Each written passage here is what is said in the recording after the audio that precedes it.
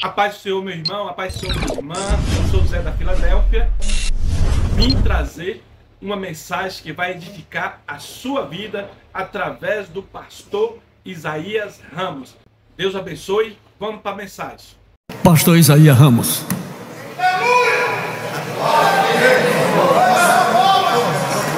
Queridos, a paz do Senhor Jesus.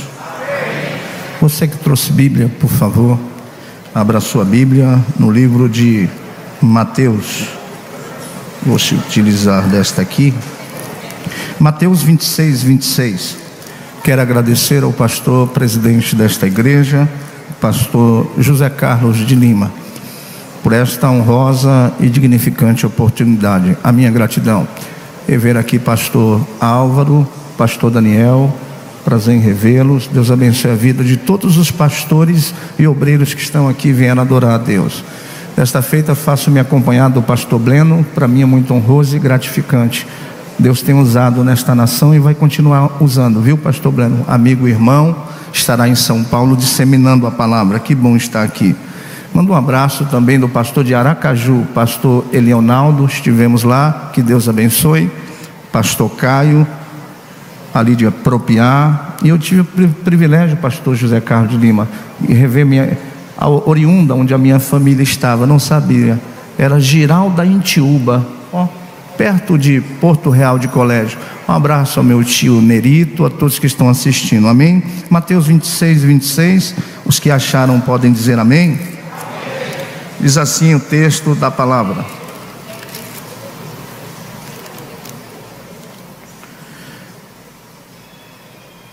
E quando comiam, Jesus tomou o pão e, abençoando, partiu, deu aos seus discípulos e disse: Tomai, comei, isto é o meu corpo.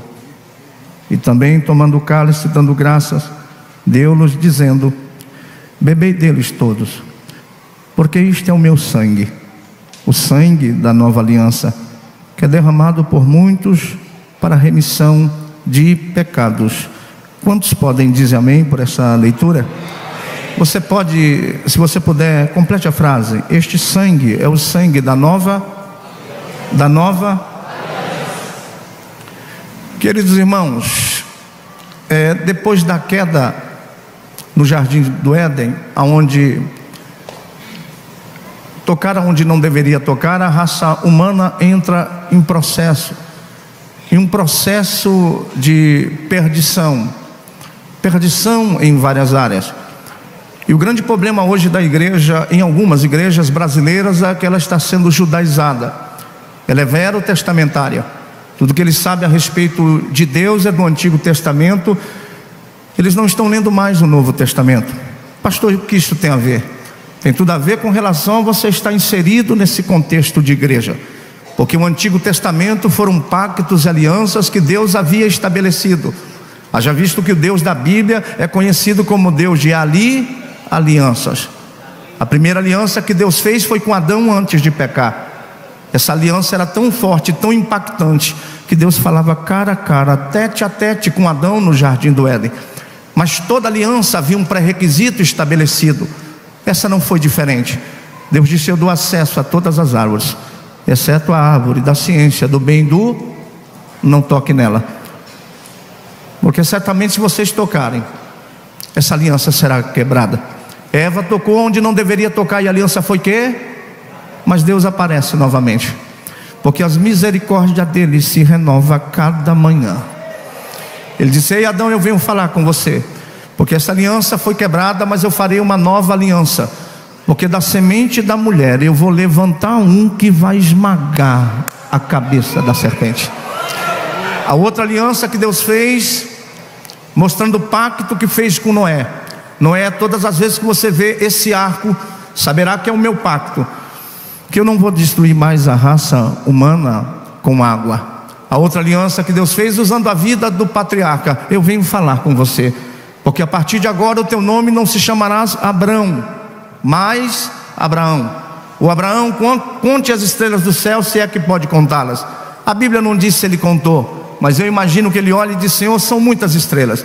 Ele disse: será dessa forma que eu farei com a tua descendência. de modo, Abraão, que tentará contá-las, mas será impedido de contá-las, porque eu farei crescer como se fosse areia da praia, porque eu sou Deus, Abraão, estou no controle da história. A outra aliança que Deus fez foi confirmada na Palestina com a tábua das leis, os 10 mandamentos. A outra aliança que Deus fez foi com o profeta Samuel. Samuel, diga para esse povo que não faltará alguém que se assente no meu trono, sempre haverá um sucessor, porque a minha obra nunca vai parar. Agora, todas essas alianças que eu acabei de mencioná-las, elas estavam restritas a um povo e uma época específica, mas todas elas vieram sendo quebradas pela incapacidade do ser humano em cumprir com os termos das alianças pelas quais Deus havia estabelecido. Mas o Cristo era eterno. Eu vou dizer novamente, todas foram quebradas, mas o Cristo era eterno. O que o Senhor está dizendo? Do Cordeiro que foi morto antes da fundação do mundo. E o pai conversa com o filho conversa com o pai. Eu estou fazendo uma analogia. Filho, todas as alianças que eu fiz foram quebradas, mas eu farei uma nova aliança, e a aliança que eu farei agora será diferente de todas as outras alianças que eu já fiz. E como vai ser, pai? Vai ser com você. Você vai diminuir até entrar na estrebaria.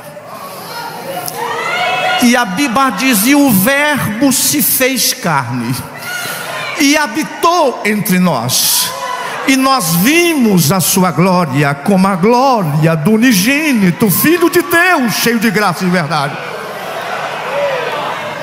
A Bíblia diz: porque Deus amou o mundo de tal maneira que deu o seu único Filho, para todo aquele que nele crê não pereça, mas tenha. Profeta Isaías profetiza aí e diz: como é que meu filho vai chegar, como ele vai operar. Ô Senhor, mas ele já está aqui? Não, é 700 anos, mas já vai profetizando agora. Isaías começa: gente, aquele que vai estabelecer a nova aliança, ele não vai ter parecer e não vai ter formosura. Quando vocês olharem para ele, não vai ver nenhuma beleza que possa desejar. Ele será o mais desprezado entre os homens, mas ele será um homem experimentado no trabalho. Ele sabe o que é martelo do pai José, ele sabe o que é carpintaria, mas verdadeiramente ele vai levar sobre si todas as nossas enfermidades.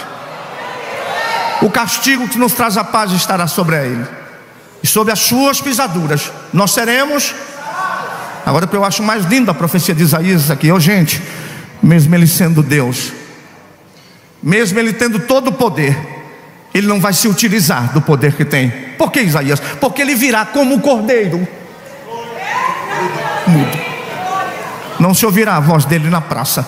Ele não veio fazer propaganda, não veio fazer mercantilismo. Ele veio com uma missão maior. Ele veio salvar a minha vida e a tua vida através da nova aliança do sangue do Cordeiro. E um dia alguém me escreveu na internet dizendo que não entende como Jesus agiu, como agiu pastor Breno. Ao invés de fazer como Alexandre ou César e outros, e a eles e tantos quanto pensam a mesma coisa, eu digo o seguinte: Jesus era ruim de marketing. Jesus nunca escreveu um livro. A única vez que observa Jesus escrevendo é quando estão acusando aquela mulher de ato de adultério. Ele escreve na areia. Não tem ninguém que saiba o que Jesus escreveu. Só tem uma coisa: ele diz: quem não tiver pecado, atira a primeira pedra. Não erigiu nenhum pilar mais fajuto que fosse. Jesus, ele não mudou nem para Roma, nem para Atena, tampouco para Jerusalém. Não buscou impressionar os filósofos, os gregos, os senadores. Tampouco sistematizou o ensino para ser decorado e aprendido. E para completar a série de insensatez, ele ainda escolheu andar com gente que não formava opinião, que não tinha berço, não tinha costa quente, não tinha pedigree. Quais são as pessoas que você está escolhendo para fazer essa igreja? São os catedráticos? São os conhecidos? Ele disse: não, só vou contar com pescadores, mas o meu poder vai entrar nele e bombardear o mundo com a mensagem do Evangelho. Quem crê que essa mensagem chegou aqui em nome de Jesus de Nazaré?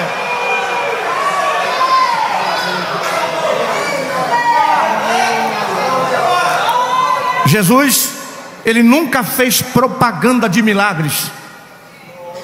nunca fez propaganda de milagres. Você nunca vai ver Jesus dizendo assim: pessoal, vocês tinham que ver a cena.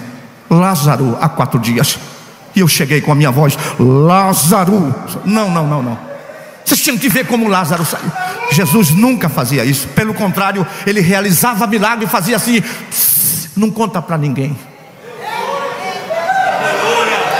Eu não vim fazer do evangelho show, espetáculo. Eu vim salvar. Eu vim com uma missão maior. Jesus também nunca marcou lugares santos. A partir de agora, só nesse lugar que você vai adorar. Não, muito pelo contrário. Quando ele chegou, ele quebrou todo o paradigma da adoração. Isso foi tão verdade que a mulher samaritana ficou perdidinha no contexto. Nossos pais disseram que era para adorar nesse monte. Agora você está dizendo que nem em Jerusalém, nesse monte. Ele disse: mulher, você está adorando o que não sabe. Por quê? Porque Deus é espírito. Espírito não tem corpo, não tem forma, não tem dimensão, não tem meio. Não dá para ver, não dá para pegar. Deus é isso. Nós só podemos falar de Deus com esses adjetivos: abstração, impegável, inteligível, inigualável, incomparável, imensura. Quem está sentindo ele aqui? Eu estou sentindo a presença dele, e nunca vai chegar nele. Ela diz assim: mas então como eu vou adorar? Ele disse: os verdadeiros adoradores vão adorar o Pai em espírito e em verdade.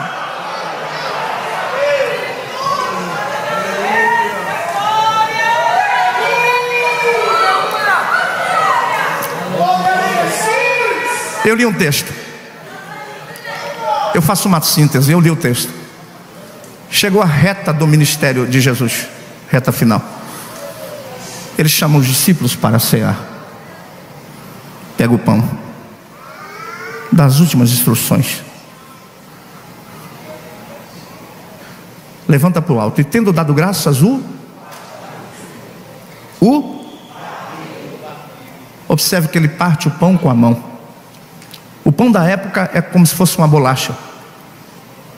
Ele vai, pega, e quando ele parte, ele levanta. Mas ele especifica: isso aqui é o meu corpo. Da mesma forma que eu estou partindo este pão, eles farão comigo na cruz do Calvário. Isso é o meu corpo.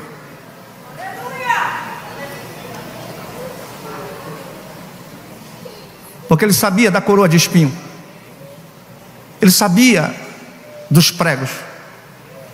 Ele sai dali, o coração dele está pesado. Ele vai a um lugar chamado Getsemane. Ele disse: a minha alma está angustiada.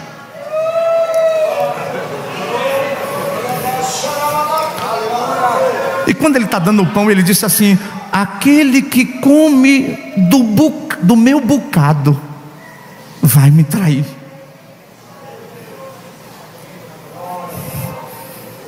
Eu vou ali orar. O peso de todos os pecados, de todas as mazelas do mundo estava sobre ele. Repita, ele estava antevendo a cruz, os pregos, os espinhos, ao ponto dele olhar e disse assim: Deus meu, ó Pai, se possível for, passa de mim esse cálice. Todavia não seja a minha vontade, mas a tua. E nesse momento ele para e começa a suar. E o suor dele não é comum. Começa a transformar-se em gotas de sangue. E eu fui pesquisar sobre essa realidade com um doutor chamado Pierre Barbet, um cirurgião que estudou em Paris em 1884. Ele disse: eu sou um cirurgião, eu dou aulas há algum tempo, e por mais de 13 anos eu vivi em companhia de cadáver. E eu sei, estudei a minha carreira inteira a fundo sobre anatomia. Jesus entrou em agonia no jardim do Getsemane. Interessante que dos evangélicos, os únicos que observam detalhe é Lucas, porque Lucas é médico. Ele estudou lá na Turquia medicina. Tanto é que quando Paulo vai mandar uma carta para Colosso, ele diz assim: manda um abraço para o amado médico Lucas. E Lucas percebe algo, que o suor dele começou a se transformar em gotas de sangue. E esse médico, Pierre Barbet, ele diz o seguinte: que o suar gota de sangue é chamado de hemaditrose. Hemaditrose é um fenômeno raríssimo e é produzido em condições excepcionais. E para provocá-lo é necessário uma profunda fraqueza física, acompanhada de um abatimento moral e violento, causada por uma profunda emoção. Jesus estava sentindo ali o terror, a dor, tal tensão extrema que ele estava passando, começou a produzir, romper todas as veias capilares que estão sobre as glândulas sudoríparas, e o sangue misturava com o suor, concentrando sobre a pele, escorrendo por todo o corpo. Jesus estava suando gotas de sangue. Qual é o estado do espírito que leva uma pessoa a suar? Tal é o peso, tal é a angústia de todos os meus pecados, de todas as mazelas do mundo. Estava imprensando ele no jardim do Getsemane. E todos nós sabemos da política da época, conhecemos a farsa do processo. Jesus teve o pior processo jurídico da época, ao ponto de Pilatos dizer: eu não vejo nada desse homem, esse homem é inocente. Levaram ele para a casa de Pilatos. Pilatos, sabendo que a sua jurisdição era da Galileia, devolveu para Caifás. Caifás também coloca agora para Herodes, e fica aquele jogo. Pilatos disse: esse homem é inocente, eu vou lavar as mãos. E Pilatos disse: vamos fazer o seguinte, para não passar o processo da crucificação, vamos levar o flagelo. Tem gente que pensa que Jesus foi direto para a cruz. Não, ele passou o momento da flagelação. Tortura física, moral, sofrimento. A primeira coisa que se fazia, os soldados despojaram Jesus, tiraram a roupa de Jesus, prenderam num pulso e começou as chicotadas. Eram 2 carrascos. No pedaço de chicote tinha ponta de ossos, chumbos. Eram um da direita e o da esquerda. E o primeiro batia, cortando, entrando no tecido. Tinha carrascos que tinham tanta habilidade que quando dava uma chicotada, o osso entrava de tanta força, e quando tirava, saía pedaços de carne. Por isso que ele disse: esse aqui é o meu corpo.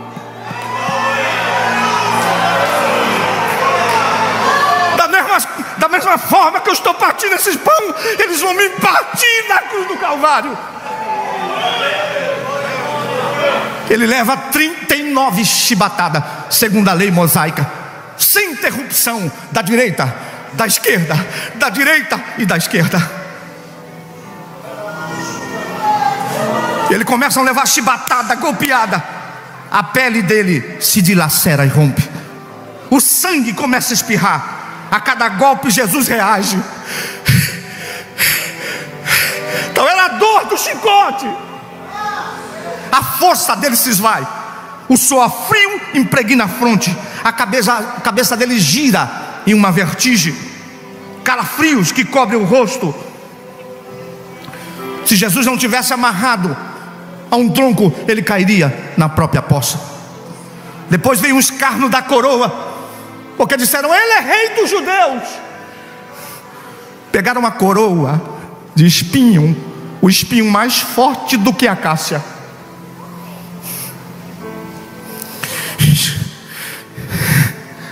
cravaram. Teve um que pegou um pedaço de cana e bateu. O espinho entrou no bulbo, a massa cefálica, e foi rasgando.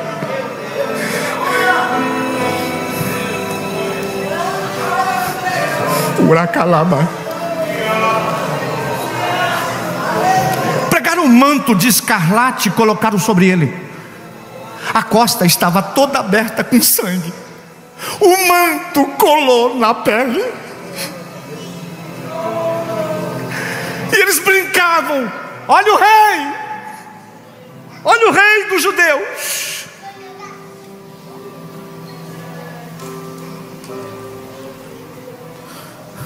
Ele começa a sentir calafrios por todo o corpo.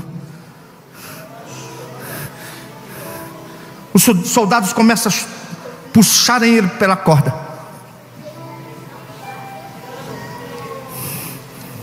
Flagelo, antes da crucificação.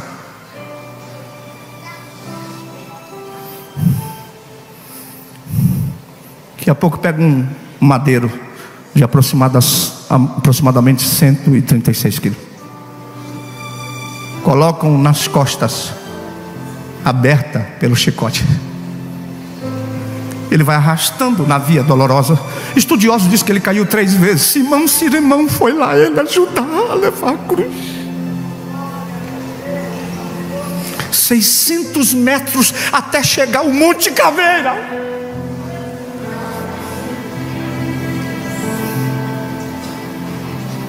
Os ombros dele estavam cheios de chagas e ferimentos. Então chega ao Calvário, dá início à crucificação. O carrasco começa a brincar de tirar o manto escarlate que estava aderido nas costas. Eles puxam e colocam. A túnica está colada. E os puxão que o carrasco dá, diz esse médico, que nesse momento Jesus corre o risco de ter um sintoma que é chamado de síncope. Ele começa o corpo a sentir visão turva, náuseas, cefaleia, pensamentos confusos, pressão arterial, respiração, pulso fraco. Mas ainda não é o fim.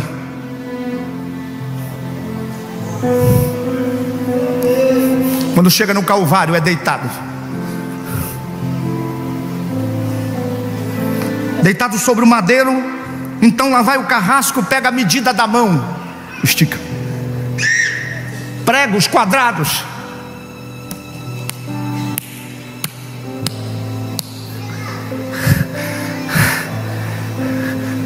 Esquerda, direita. Ele levanta o martelo e certeiro. O nervo mediano naquela hora é lesado. Uma dor alucinante, agudíssima, que se difunde pelos dedos, espalha pelos ombros, atingindo o cérebro. É a dor mais insuportável que um ser humano já passou.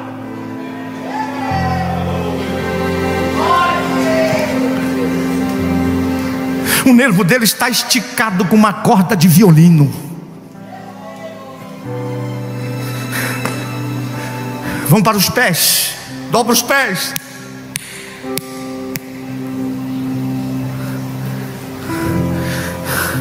Ele nunca pode ficar assim, a cabeça virada, porque a coroa de espinho não permite que ele descanse.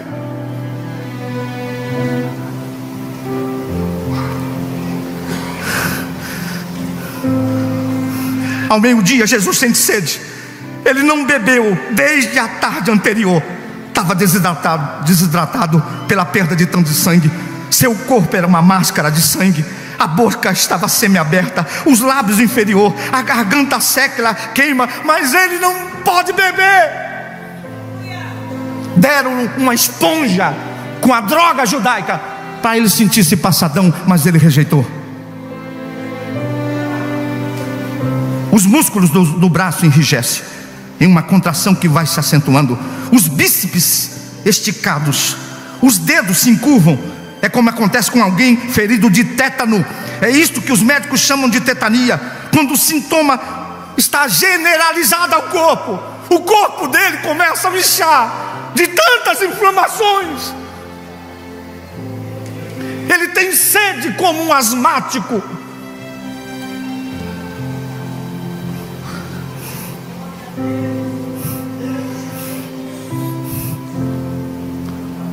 Aí vem um soldado para confirmar que ele morreu, desde as 9 horas da manhã, sendo esbofeteado na casa de Caifás. Pega na quinta costela uma lança, pega no coração. Acabou.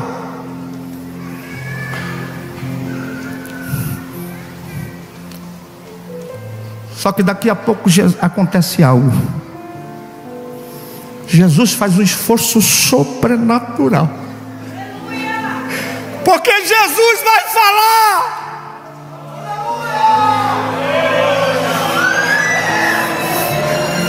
Ele se apoia nos pregos das mãos e ele fala: Deus meu. Não, a primeira é essa aqui: Pai, perdoa-os, porque não sabe o que faz. Um ladrão está brigando com outro. Se ele fosse quem diria ser, tiraria a gente daí. Você nem teme a Deus, estando na mesma situação. Esse homem está aqui porque é justo. E o que estava crucificado disse assim: Senhor, lembra-te de mim quando eu entrares no teu reino. Ele disse: hoje mesmo, levante a mão quem tem glória da glória, estará comigo no reino do paraíso.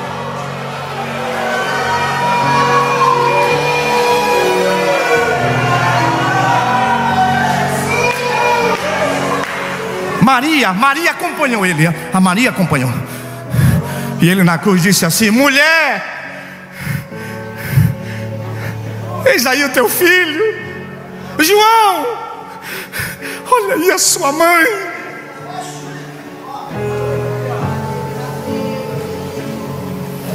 A dor foi tão intensa,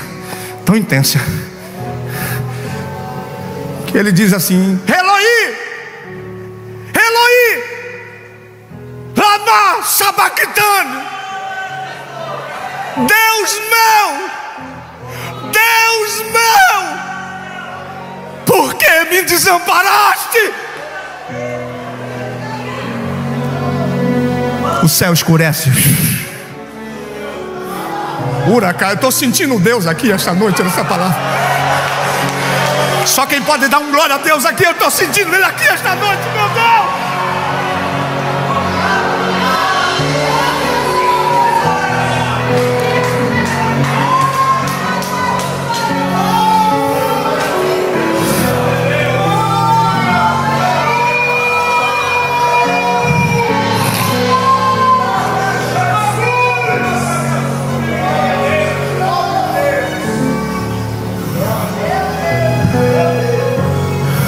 Ele vai falar ainda. Ele vai falar a palavra grega conhecida por todos os romanos. Quando alguém era preso, era levado a um cárcere, onde o oficial de justiça pegava toda a lista de todos os seus delitos, passando em seguida a leitura da sua sentença.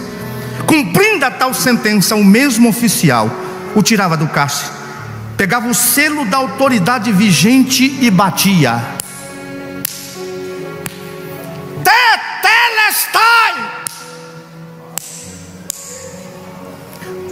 Tá pago.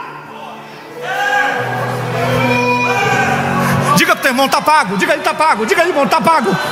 Tá pago. Só quem crê que tá pago, dá um glória a Deus. Tá pago, tá quitado.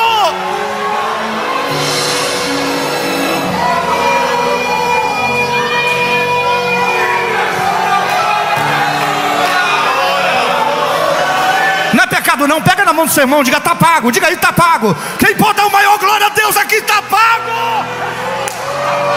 Oh meu Deus.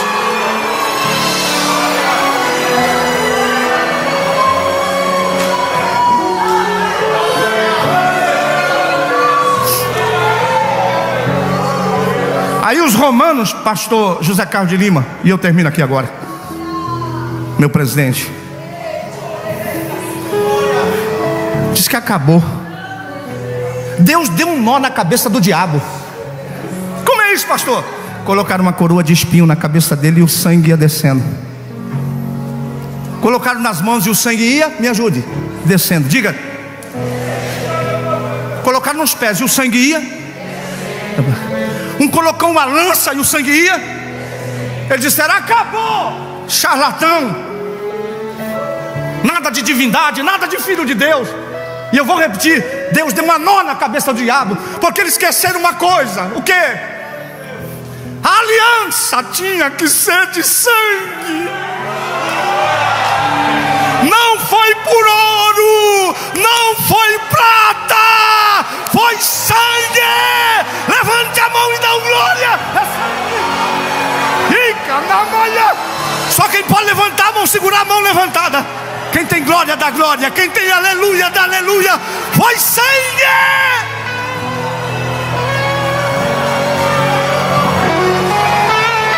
E a cada mandore chuibaze.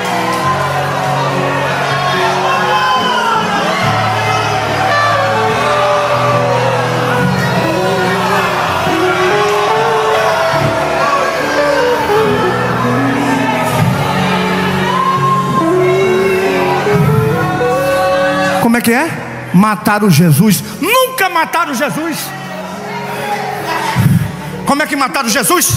Ele disse assim: por isso o Pai me ama, porque eu dou a minha vida para tornar a tomá-la. Ninguém me tira de mim, mas eu dou de mim mesmo. Eu dou e tenho o poder de dar e o poder de tornar a minha vida.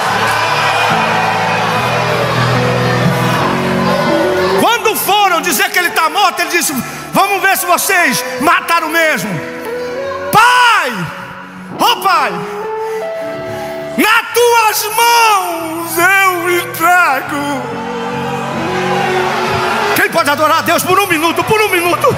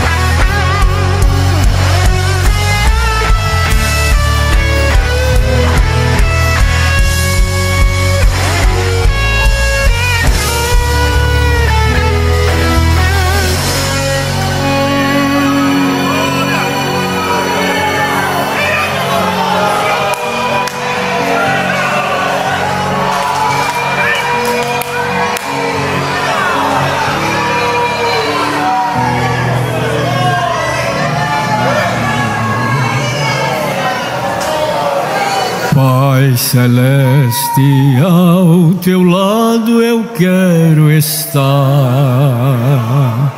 Quando a aurora no horizonte despontar, raia o sol, as sombras fogem, o teu servo vem guiar. Pai celeste, ao teu lado eu quero estar. Pai celeste, ao teu lado eu quero estar. Quando a aurora no horizonte despontar,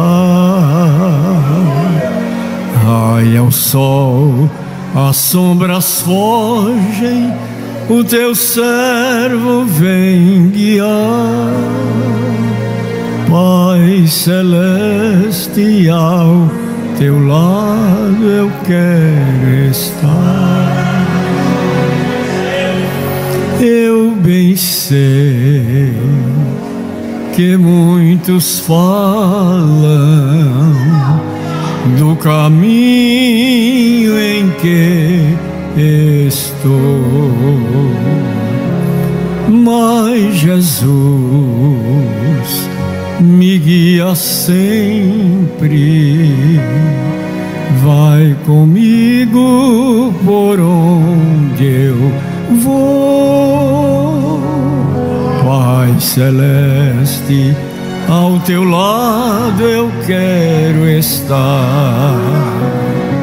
Quando a aurora no horizonte despontar,